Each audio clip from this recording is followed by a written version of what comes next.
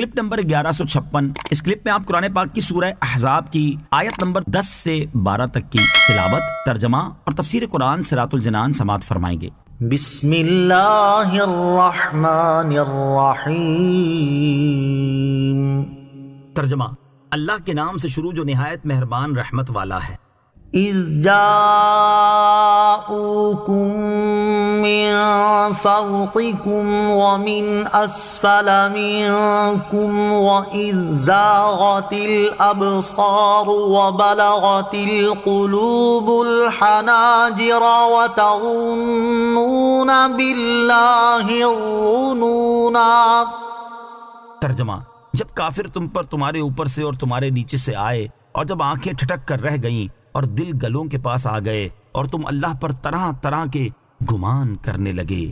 اذ جاءوکم، جب کافر تم پر آئے۔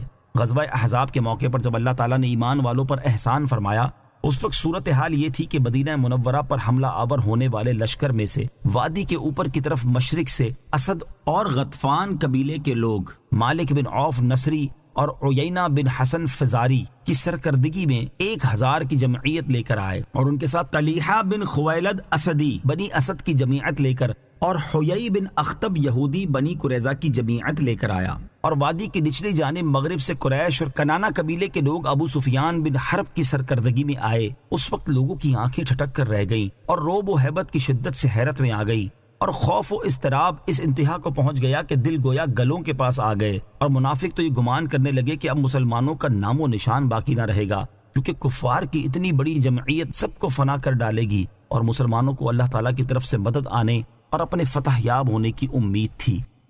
ہنالک ابتلی المؤمنون وزلزلوا زلزالا شدیدا۔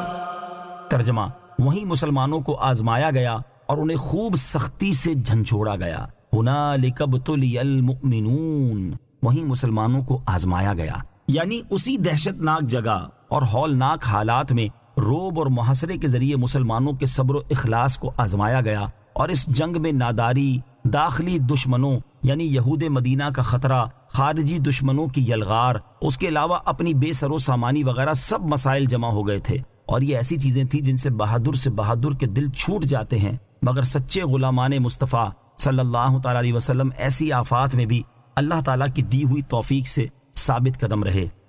وَإِذْ يَقُولُ الْمُنَافِقُونَ وَالَّذِينَ فِي قُلُوبِهِم مَّرَضٌ مَّا وَعَدَنَا اللَّهُ وَرَسُولُهُ إِلَّا غُرُورًا۔ ترجمہ: اور جب منافق اور جن کے دلوں میں مرض تھا وہ کہنے لگے اللہ اور اس کے رسول نے ہم سے دھوکے کا وعدہ کیا۔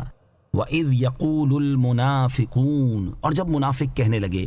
خندق کی کھدائی کے دوران نبی کریم علیہ السلام نے چٹان پر ضرب لگا کر اسے ریزہ ریزہ کر دیا، اور اس کے بعد یہ بشارت دی کہ فارس، روم، یمن اور حبشہ کے ممالک مسلمانوں کے ہاتھوں فتح ہوں گے۔ جب کافروں نے حملہ کیا تو ان کے لشکر دیکھ کر معتب بن کشیر کہنے لگا کہ محمد مصطفیٰ صلی اللہ تعالیٰ علیہ وسلم تو ہمیں فارس اور روم کی فتح کا وعدہ دیتے ہیں، اور حال یہ ہے کہ ہم میں سے کسی کی یہ مجال بھی نہیں کہ اپنے ڈیرے سے باہر نکل سکے، تو یہ وعدہ نرا دھوکہ ہے۔ اس کے علاوہ منافقوں نے بھی اس طرح کی باتیں کی۔